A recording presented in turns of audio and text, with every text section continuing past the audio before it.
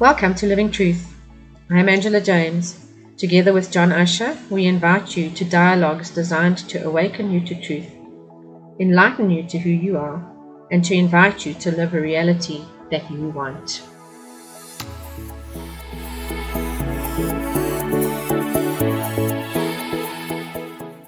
Good morning, everybody. It's Angela James from angelajames.co.za and Conversations That Matter. And I'm with my brother from another mother, colleague, journeyer, soulmate on this actual learning journey that we're on. Morning, John. Hi, Angela. How are you this morning? I'm awesome, and you? I'm good, thank you. And don't be confused. We did put this out originally on Thursdays. John and I had a regroup on Friday after we've done two, just to see what the reactions have been, and also just to look at our own content management plan in terms of how we're going to be doing this. So, yep, we've now positioned us on a Monday to start your week off with a living truth dialogue, a conversation that matters, and also John's beautiful work in Mind Matter Matters as well. So it sounds like a whole lot of stuff, but you'll see on the Facebook meme that we come together in living truth dialogues. We each have our own space, and the collaboration that is emerging is just very, very powerful. So I'm really grateful to be doing this work with you. Likewise, I'm having a lot of fun. It's a lot of exploring and finding our feet in it. And like you said, it's a lot of stuff, and a lot of it may sound, on the face of it, may sound different, but I think it's looking at the same thing from different angles.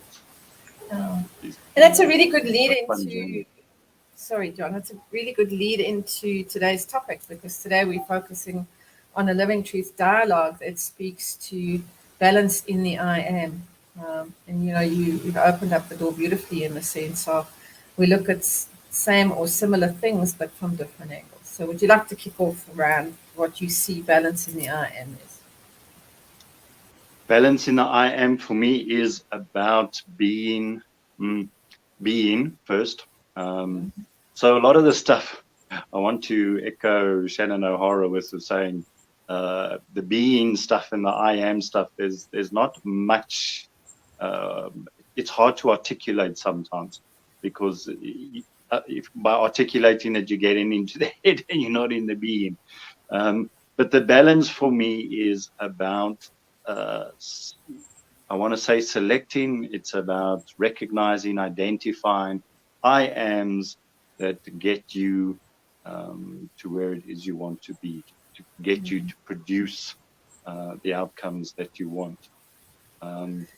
It's not always obvious to us that it's our I ams that's creating our outcomes, and people neglect the work on I am for the sake of rather working on stuff. I know it sounds weird. And the I am gets ignored. The part of being, the part of who you are gets ignored. And we rather focus on what are you doing. So we've got this juggle between doing and being. We're not so much human doings, we are more human beings.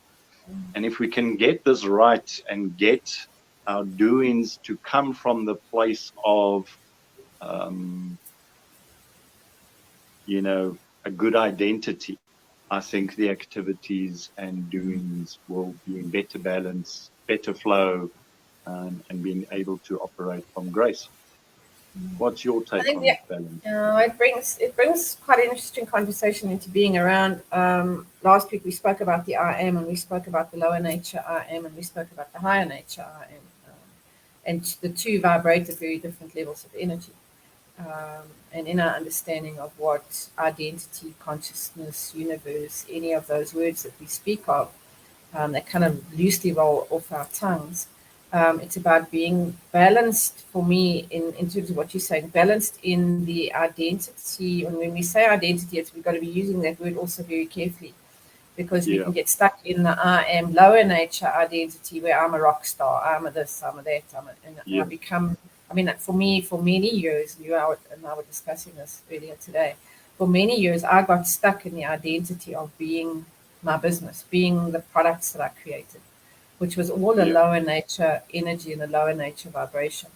It served me for the time that it needed to, but as the awakening occurs, and certainly as my own awakening occurs, that form of the identification of who I am with, it's not what I do. And I think this was a hugely defining moment for me, was that defining what I do is not who I am. So I teach, I am a spiritual psychic, I write, I counsel, I can be a strategist, I can do all those things, but that's my doingness. My I am-ness is the expression of my God self. And I think the balance that we're talking about today is that I am both. I am both the being of who I am as a soul. I am also the doing in terms of how I represent my soul into the world. And I think that's, for me, how I've been able to bring the two into balance. Your thoughts on that? I go with that. I also, for me, I talk about the lower energy identities as roles. And in order to accomplish something, so I have a role of, I'm John Author, like you're saying, I write, I do these things. So when I am doing that activity, it's a role that I step into. And it makes it easier then when that role is done, either for the day or for the purpose, that I can step out of that back into my higher identity. It's I a call facet, those multiplicity. Yeah, it's a facet. Yeah, facet of who we are. Yeah, and we have many of those. And getting stuck in any of them is dangerous. You don't want to get obsessed with any one. And we do that very easily because we find the skills, the ease of the doing. It's so easy, and we get the reward in terms of the recognition and the validation and all that kind of thing, which are also all lower energy, rewards for lower energy identities. It's when we step into the higher ones where we start saying, I am happy. People look at that and say, to make that kind of decision up front, that's heavy. If you don't have the evidence, again, it's not about shaping my identity on the basis of the evidence that's available. It's the other way around. The evidence will become available once I'm selecting the higher I am. Yeah. Sometimes it's also tricking our lower nature, lower egos into that state. And I think what you're saying is when with the statement of I am happy or I am joy, it's tapping into the gift of spirit for me, as opposed to the identification of, whilst I'm identifying with spirit and I'm identifying with that beingness, I've got to be careful again that I'm not slipping back into the ego identification of what that is, because it's very different. And for me, while it might sound like a conundrum, and as you said earlier on in today's conversation, piggybacking off the back of some of the insights gained from Shannon O'Hara, and if anybody is interested, she's really a rock star around access consciousness. There's a lot of enlightened thinking that comes from her. It's also about absorbing and taking in whatever truth may be, or how truth resonates for me. And this again was where we come into the dichotomy, or the supposed dichotomy of living truth, because that in itself is an identification with the truth being the higher nature, higher order of whatever truth means for me. And it doesn't mean to say that that's exactly the same for you. It can be slightly different, or it can be different based on culture, context, wherever I've grown up. But truth being, for me, truth is also hooking into those higher order principles and then living it, bringing it, pulling it in from a higher vibrational kind of energy context, which is nice to talk about, but unless we turn it into action and we live it in the earthly me, the physical human body that is housing my soul me, we miss the point. And that's the balance for me in the I am, is being able to uncover, peel away, start to understand what truth is on deeper and deeper levels. We can call it again identity, consciousness, whatever we want to kind of frame it in as a construct that we can understand as opposed to be. It really is just around how do I bring that truth that soul truth, and how do Yeah. I live it? And it's not about perfectionism, it's about awareness. And for me, Yeah. awareness is the key to bringing in that balance in the I am. It's about those pause moments that we take to kind of check in, where are we? One of our other favorite words, John, is recalibrating. It's one of those pause Yeah. moments. Very serious, the two of us today. There's no laughter and we're kind of coming to. Yeah, So we very need to have serious. this very serious conversation. But yeah, we talk about recalibrating. And again, it's the awareness of Yeah. I'm recalibrating my lower ego nature that is so quick to step out of that back into the higher order vibrations, spirit, principle, Yeah. values, those kinds of things. And it's not idealistic nonsense that we're talking about at all. It's about being, Yeah. and in being, becoming, and in becoming, translating our doing into having an impact on the people that we have served. Over to you. Yeah. What struck me with working with you is just for the balance side is I'm very pragmatic. You know, I want solutions for everything. I want a 9-step program to solve this, that, and the next thing. Ah, And it is so easy to get caught up in the programs, get up in the content. Um, I got a hide-in from Angela on Friday, was it? I was getting bent out of shape because I envy you a little bit just in how complete your programs are and how ready you are to rock and roll. And and that was a swing of the pendulum to completely one sphere, which is the doing. I was getting caught in the doing and, didn't feel ready and all that kind of thing. And what you did so beautifully for me on Friday was to bring that pendulum back and recognize again, just who are you? You have, 20, 30 years worth of experience of this. To put a manual together is not the work. The work's already been done. It's established in the I am. The manual is an expression of it, and that'll take you 2 or 3 days when the need arises. Don't get bent out of shape for that. So when we're talking about balance, for me, it is about not getting caught up in the activities, not getting caught up in the programs, not wishing I was on another level. I look at you and I envy, and I'm like, oh my gosh, look how far you are. I also want that. Um, but ah, finding finding that balance is coming back to my I am and recognizing who I am, where I've come from, what I have. And when I talk about where I come from, for me, it's about just, recognizing the point of origin is in God. And that where am I coming from is recognizing the fullness of the identities that I've selected or that I've opted for myself, um, and allowing that to grow and to give expression to it. And that, yeah, don't want to get caught up in the doing.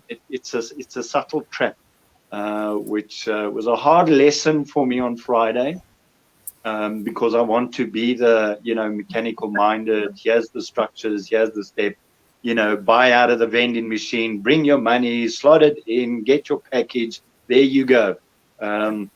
Just to recognize that that's not always the way it's going to be. What it sometimes requires is just a little bit of introspection and and to allow that to be in the beam. be in the It's weird flow to of say, being.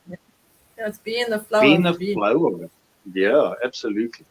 So And since I have then, to giggle, hey? I have to just giggle before you go on to the since then. Just remember that, because just in case everybody thinks that I'm this hotshot, incomplete balance, I'm so not. I'm kind of going, geez, John puts the most amazing tech stuff together. He's like, I mean, it took me 3 days last week or 3 afternoons last week to try and produce an intro to my podcast, and I still don't have it right. And John is this wizard on video production and sound and so yeah, the two of us are sitting comparing each other.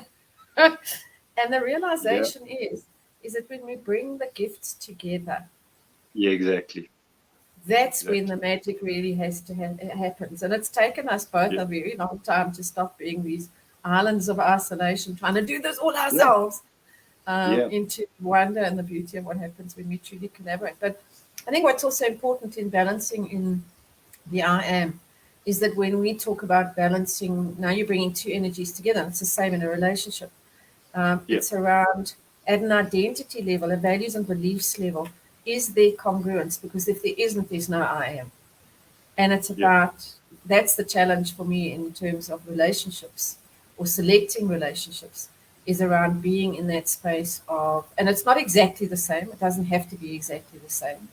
And I'm about to sneeze. So I have an old friend, Olive, whenever we used to sneeze, she used to say, "You're sneezing on the truth." So, hold on, I have to grab a tissue too. That wasn't planned, I have to say. That certainly wasn't planned. And there's my bed in the background and all this fun. But anyway, so what I was kind of coming to is that we spend so much of our time being envious of other people and their skills and what they can do, and we compare and measure ourselves up against what they can do and what we can do, and somebody's better than we are, their content selling more Facebook followers, all that garbage that we measure ourselves by. We not only are we losing ourselves in the doing, but we're losing ourselves in the comparison. And that for me hit home in around, you know, the more I'm in my I am, the more I am gracious in receiving the gifts and talents that I've been embodied and imbued with, the more I embody those and the more I translate them into the way that I show up every day, the more congruent I am with my I am, the higher I am and the higher vibration. So, you know, it's we're living in a world where we're coming to bring together the duality of the either or. It's black or it's white, it's light or it's dark, it's male or it's female, any of the comparison words, because the minute you induce or bring in the word or, we're into comparison. And so for me, what really struck home in our journey last week was coming to focus on where we are in embodying what that truth is, and then being congruent and aligning. My favorite word, everybody knows who knows me. I was running Align for many years as a brand, and it is really around alignment and congruence with our higher natures. So lots of food for thought, and it's we just, you know, our ego has a way of just bringing us back and reminding us of what's really key and what's important, because, you know, that's when I didn't give you a hiding, literally. I mean, we were online, so I didn't kind of give you a clap around a spiritual paddywhack. It's that wake up. It's that kind of hello, you know. And I mean, I want to refer back to you as well, in the sense that you talk about the fact that he's got the most amazing, I have to just tell you, I'm doing a shout out for John's thing. He's got the most amazing instrument that he's developed called the thinking thumbprint. So if anybody wants to know how they get stuck in patterns and stuck in their I am-ness, lower nature versions, you need to do John's thinking thumbprint. And I'm really putting it out there as a shout out because it's amazing. It's an incredible tool. And it's something that people need to really embrace and get in contact with, because it sheds so much light on where we're stuck, particularly in our lower nature. And it is built on spiritual principle and all those other things that you embody. But again, when we start to talk about balancing in the I am, and I'm going to kind of bounce it over to you because you were kind of completing something and then I took over as always. See, we also have to learn to balance ourselves in laughing at ourselves instead of picking up the stick and beating ourselves up. And I'll pick up on this a little bit later in terms of the way, and one of the reasons why I think we work together so well is that we are embodying and balancing the masculine and the feminine energies as well, because therein also lies balance. It's about bringing things into unity. So with that, over to you. And very important statement, I think, with us, we're talking about balancing two entities, two organizations, if you like. Me, you know, merging with you, we work together. There is that balance. For me, it is about bringing that scenario to me myself, that I learned to balance the energy within me. And I'm enjoying discovering, the more feminine side of the energy, where it is about the being, it is about the intuitive, and allowing that to, because I want to be about the doing, and I'll run around and I'll do, but that doing is not necessarily congruent with who I am, and it's not necessarily congruent with what I'm trying to achieve. So if I get in touch with that sense of the being, the sense of the I am, and I allow the actions, it becomes more of an actualization. It's more of a manifestation rather than getting caught up in activities. And that's the thing that really struck me on Friday. So since then, it's not about, I mean, obviously I want the programs, I want people to come and do the programs and be excited about this stuff as I am as well. But it's not about the programs as much as it is about allowing the process to manifest, allowing it to unfold, and going with that. Where you do the judgment, it's either light or dark, or it's male energy or female energy. You've made a judgment, and you've sided yourself. So you've kind of put yourself off to one side, and you say, that's the way it is, and that's the way it's going to be. And by doing that, you shut yourself off to an immense wealth of possibilities. So asking for balance to me is like just opening yourself to the possibilities. What else is possible? And that is, I mean, John and I have been doing a fair amount of checking in on access consciousness. We're also evolving our own language in terms of our own schools of thought and influences and the principles that both him and I live by, or you and I live by.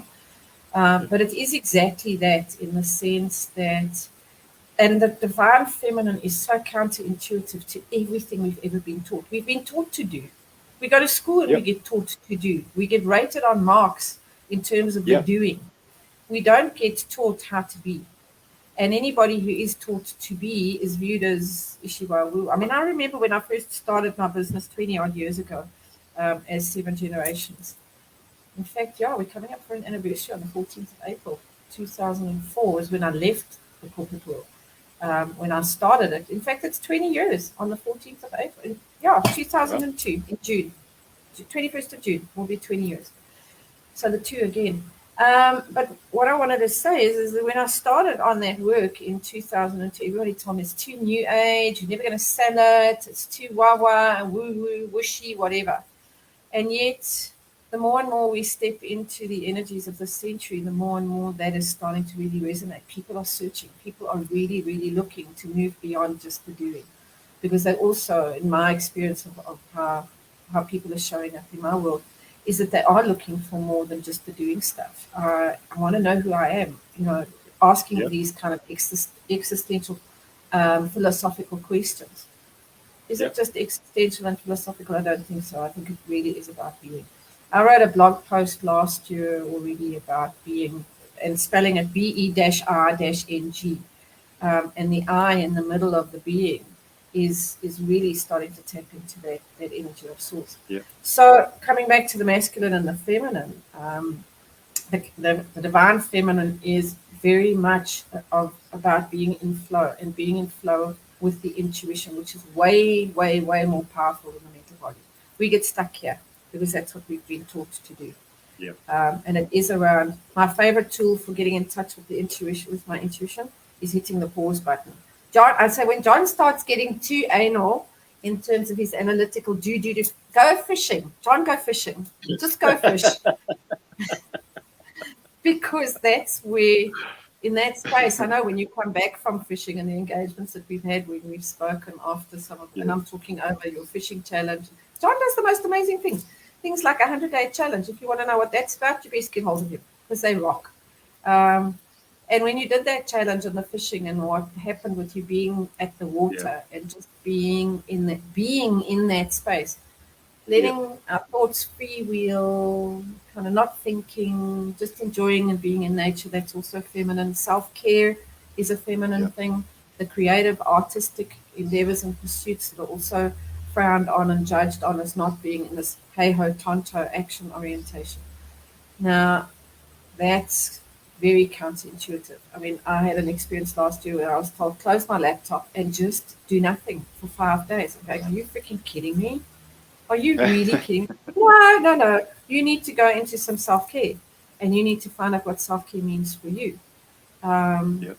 And so that's when we open up and we allow, it allows us to, I mean, your mind matter stuff, it allows us to clear the mental clutter, allows us to create space for new, so that when the new is kind of coming through and we're intuiting into the new, we can now get into the doing.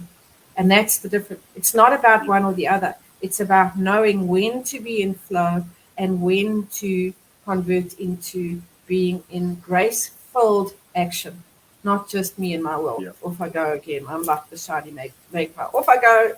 Hey ho, Tonto. And I go, yeah, now we landed our ass yet again because we're not following the flow. So I think, yeah, you've got some real magic to add to that component of bringing in the intuitive and the doing together. And this is where I tend to be a lot more intuitive. John's a lot more doing, and now we're learning from each other and starting to bring that together. Yeah.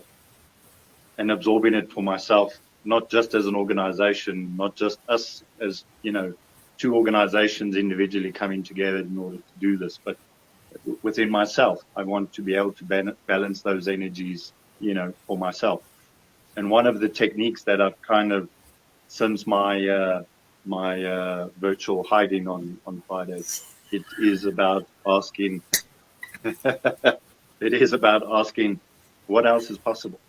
And is this an extension of my I am? Have I made a judgment here that I'm now sticking, I'm getting entangled into this point of view, and I don't want to let it go for whatever reason, so now it's about rather let go of it for a moment, figure if it is part of the identity, figure if it is part of being, and start asking the question, well, what else is possible?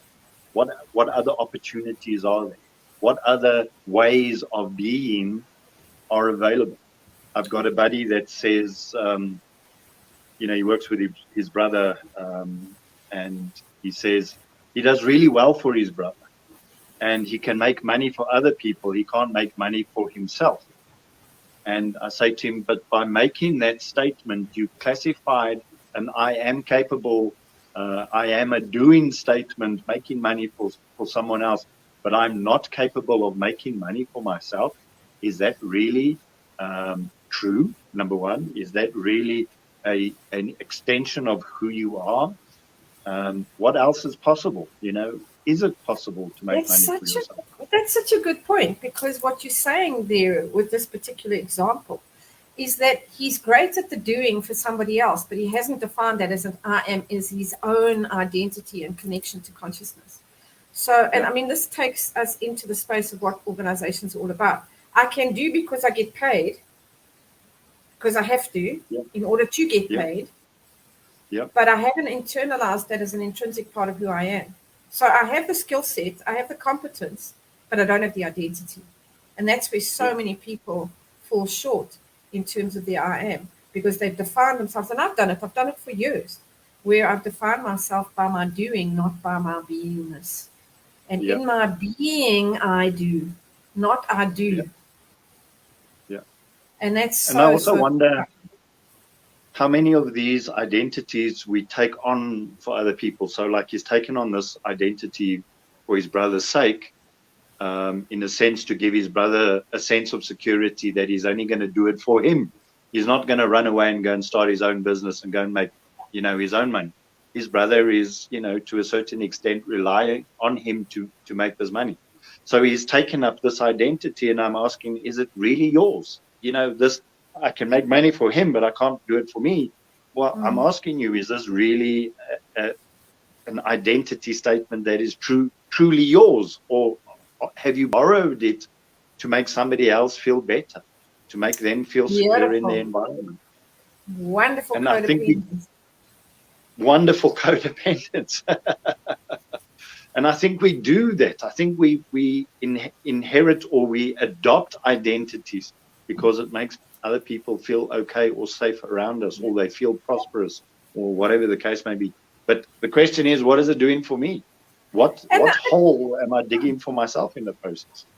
And on top of that, what hole am I depriving, or what hole am I creating for somebody else by depriving them of taking responsibility for themselves and their own choices? Because, and it's not about not working collaboratively and cooperatively together. It's not that at all. It's about, where is the intention coming from? Is it coming from our higher nature, or is it coming from the I am lower nature, ego? I have to get paid at the end of the month because I've got bills to pay. I'm in fear, la la la, and all that story that goes with it.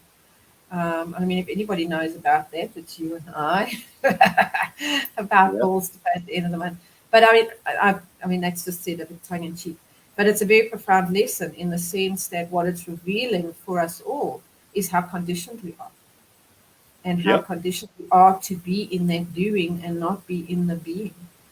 And not trusting that the being is enough to produce what we need to take care of our needs. And I think that's a whole nother conversation, because I know that you have a beautiful way of unpacking that line out of the Lord's Prayer. And we can save that for another conversation. But certainly, it's the James Collins puts it in such a beautiful way in his book Built to Last. Everybody knows of Good to Great, but for me his seminal work was Built to Last, and he talks about a principle called the genius of the and instead of the tyranny of the or. Love it. And that's what we're living. We're living in the tyranny of the or. It's Russia or the Ukraine. It's the US or China. It's the Africa or, and we just continue. It's white versus black. The racism, the genderism, the ageism, the young versus old. All of it is a result of polarizing into an or. And underpinning the or is my need to be right. Because if I am not right, then who am I? Because I've shaped my identity around being right or wrong. And it's not about that. It's the genius of the and. And I think this is one of the things that I'm learning so beautifully with you as we come together. Because anybody who knows me for many, many years, it was my way or the highway. This is the way that it's going to be done. And, we guard that identity with our lives until we hit a wall where we actually are forced to come to confront all of these pseudo-isms that we hide ourselves behind. And so that genius of the and is, it's mind, body, and spirit. It's soul and physical body. It's being and doing. And it's not one or the other. It's not the other.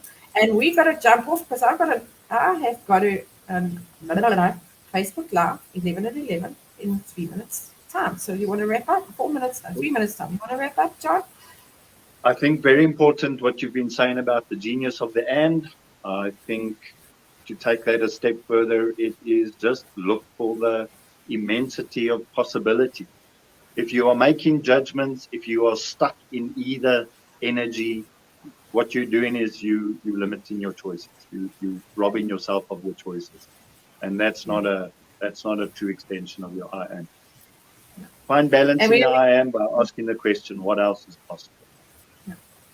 And again, thank you to Access Consciousness for raising that question, because that's really brought that out for us. But also moving into the spaces going forward, we've got a whole host of topics that John and I are creating for you every Monday. We will be pulling into this dialogue, Living Truth Dialogue, another point, or more points to ponder, more points to, and by no stretch of the imagination are we proclaiming to be right for you. Take what you like from what we're sharing and leave the rest, because your truth is your truth. My truth is my truth. I honor you in your truth as you honor me in my truth. And I think, John, again, it's, we may sometimes have slight differences of views of truth, and that's okay, because it enriches me, expands my view of not only what else is possible, but it also gives me an open window into a whole different world where my myopic closing down my eyes, like a horse with blinkers on, is not giving me a full understanding. I can't see you. I cannot see you in your truth if I'm blinkered in mine. And that's another aspect of, that's quite a nice quote, actually. I think we'll put that into a meme. We can't see each other in our humanness, in our soul, until we let all of these guarded versions of the outer all drop away. So, Beautiful. Thanks for watching. Thanks for listening. Thanks for sharing. Please put comments into the chat as it goes up onto Facebook. We'd love to hear your views. Challenge us if you think that we're talking out of a whole lot of hot air. We'd love to welcome your challenges, your views, and just to see what you think around what we are articulating. For those who've watched, those who will watch, thanks and welcome, and yeah, just thanks for being with us. See you next week for another version or another discussion of Living Truth. Thank you for tuning into Living Truth. Our goal is to carry a message of purpose and meaning to those who are seeking to be, do, and have a full, joyous, happy, and abundant life. If you know of any dreamers, truth seekers, visionaries, light workers, and wisdom keepers who would benefit from our content, please feel free to share our material with them. We would appreciate your time in leaving us a 5-star review on this channel. And visit us on www.angelajames.co.za and John Asher on www.mindmattermatters.com.